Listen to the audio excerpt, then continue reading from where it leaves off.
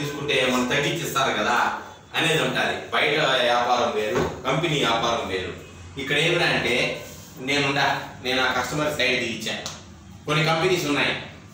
Suppose 40,000 అనుకో, నాకు 35,000 cut off ఇస్తాడు, 4,000 మార్జిన్ పెట్టుకోమంటాడు, లేదా 5,000 పెట్టాడు. నీ ఇష్టం, నీ కాబట్టి అంటాడు. నేను ఆ సార్కి 35,000 అమ్ముతా. ఆ సార్ నాడు ఆ కస్టమర్కి ఎంత తీస్తాడు, 42,000 తీస్తాడు.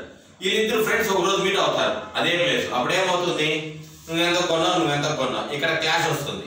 మధ్యలో మార్జిన్లు పెట్టి దొబ్బేదే మేము ఇద్దాము, కానీ చెడ్డ పేరు కంపెనీకి పోతుంది. అవునా కదా? ఈ బ్యాడ్ నేమ్ రావద్దు అనేసి కంపెనీ ఎంఆర్పి సిస్టమ్, ప్రతి ఒక్కరికి ఒకటే ప్రైజు. నేను కొన్నా, ఈవెన్ నేను ఇక్కడ ఎంప్లాయ్ అయినా, నేను కొన్నా నాకు ఆ రేటే ఇస్తాడు.